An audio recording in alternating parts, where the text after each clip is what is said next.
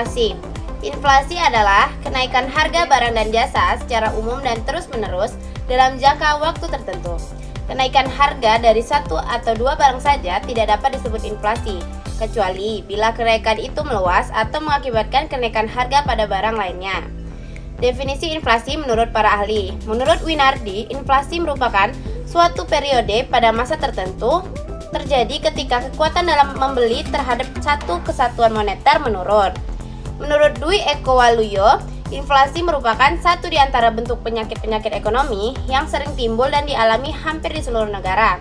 Kecenderungan dari kenaikan harga-harga pada umumnya serta terjadi secara terus-menerus. Penyebab umum inflasi. Penyebab 1. Kelangkaan produksi atau juga termasuk adanya kelangkaan distribusi. Walau permintaan secara umum tidak ada perubahan yang meningkat secara signifikan. Penyebab kedua, uang yang beredar di masyarakat lebih banyak dibanding yang dibutuhkan. Penyebab ketiga, permintaan atau daya tarik masyarakat yang kuat terhadap suatu barang. Definisi hiperinflasi. Hiperinflasi adalah kondisi di mana terjadi lonjakan inflasi yang berlebihan atau di atas 50-100% dari inflasi normal. Misalnya, Indonesia bisa dikatakan hiperinflasi jika tembus 10%. Penyebab hiperinflasi. Yang pertama, percetakan uang berlebihan. Percetakan uang yang tidak seimbang antara barang dan jasa akan mengakibatkan nilainya menjadi turun dan terjadi inflasi yang hebat. Kemudian penyebab yang kedua, kondisi sosial politik yang buruk. Kondisi sosial politik yang tidak baik dalam suatu negara jika berlangsung dalam jangka waktu lama, maka akan mengakibatkan ekonomi menurun dan terjadi inflasi yang hebat. Penyebab yang ketiga, utang luar negeri yang besar. Dan yang keempat, ketergantungan pada satu jenis ekspor. Baik, kita masuk ke dampak hiperinflasi. Yang pertama yaitu keruntuhan nilai mata uang. Keruntuhan nilai mata uang sering disebut sebagai devaluasi atau depresiasi. Terjadi ketika nilai mata uang suatu negara terhadap mata uang negara lain menurun secara drastis. Hal ini bisa disebabkan oleh berbagai faktor, termasuk kebijakan moneter yang longgar, defisit perdagangan, atau ketidakstabilan politik.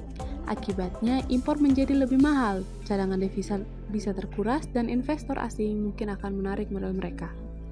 Yang kedua, yakni kesulitan dalam perencanaan keuangan. Dengan turunnya nilai mata uang dan ketidakpastian ekonomi, perusahaan dan individu mungkin mengalami kesulitan dalam membuat proyeksi dan perencanaan keuangan. Investasi menjadi beresiko tinggi karena ketidakpastian mengenai keuntungan dan kerugian yang mungkin terjadi akibat fluktuasi nilai mata uang. Yang ketiga yaitu kerugian bagi para penabung. Penurunan nilai mata uang berdampak pada daya beli.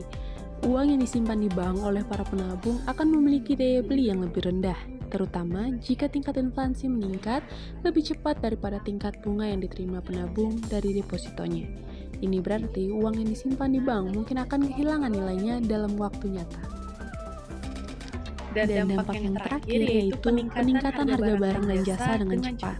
Ketika nilai mata uang menurun, biaya impor dan jasa meningkat, karenanya banyak negara bergantung pada impor untuk sejumlah barang konsumsi dan bahan baku, yang peningkatan harganya ini sering diteruskan pada konsumen. Selain itu, ekspektasi inflasi yang meningkat bisa mendorong produsen untuk menaikkan harga lebih lanjut, yang dimana bisa mempercepat laju inflasi. Akibatnya, masyarakat mungkin merasa sulit untuk memenuhi kebutuhan sehari-hari mereka, harga barang dan jasa dengan cepat. Baik, kita masuk ke materi selanjutnya yaitu contoh negara hiperinflasi dan mengapa negara tersebut dikategorikan sebagai negara hiperinflasi. Yang pertama yaitu negara Zimbabwe. Di bidang perekonomian, Zimbabwe pernah mengalami hiperinflasi hingga 231 juta % yang dikarenakan Bank Sentral Zimbabwe yaitu Reserve Bank of Zimbabwe mencetak uang secara rutin untuk mendanai defisit anggaran negaranya. Akibatnya, mata uang Zimbabwe yaitu dolar Zimbabwe mengalami penurunan nilai secara drastis hingga nilai tukar terkecil. Negara kedua yaitu Jerman. Setelah Perang Dunia I berakhir pada 1918, Jerman dililit utang dan biaya pembangunan. Akibatnya, pemerintah mulai mencetak uang baru untuk membeli mata uang dan membayar utang. Di saat semakin banyak uang dicetak, maka nilai mata uang tersebut malah makin merosot. Krisis makin memburuk ketika Jerman telah membayar hutang pada tahun 1923 yang memicu Belgia dan Prancis menduduki lembah Ruhr, pusat industri Jerman. Negara yang ketiga yaitu Venezuela.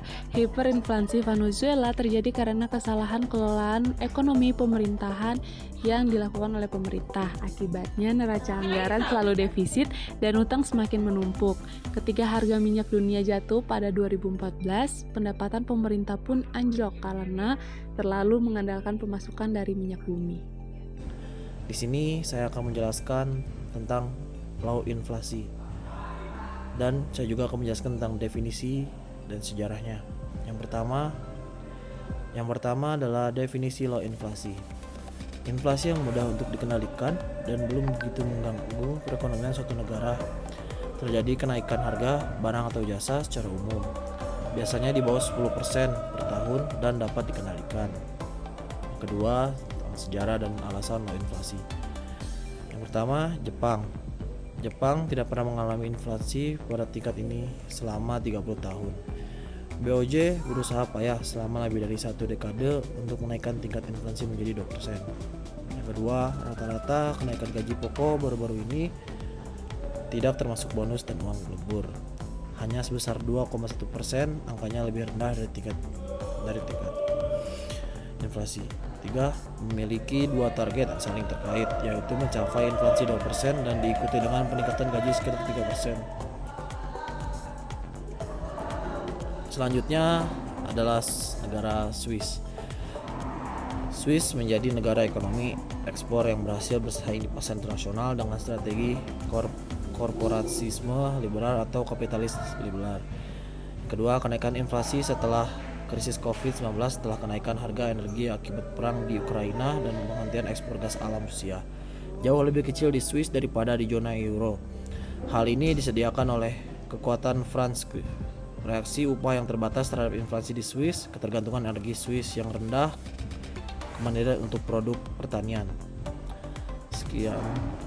Di sini saya akan menjelaskan tentang penyebab dan dampak dari low inflasi.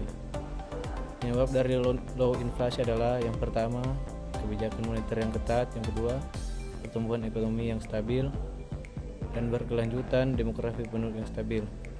Keempat, produksi dan produktivitas yang tinggi. Selanjutnya ada dampak dari low inflasi. Yang pertama ada stabilitas harga barang dan jasa.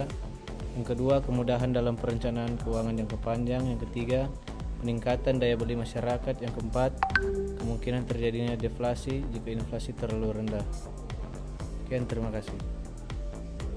Kesimpulan, pengendalian inflasi. Jadi yang menjadi fokus perhatian atau prioritas utama adalah pengendalian inflasi.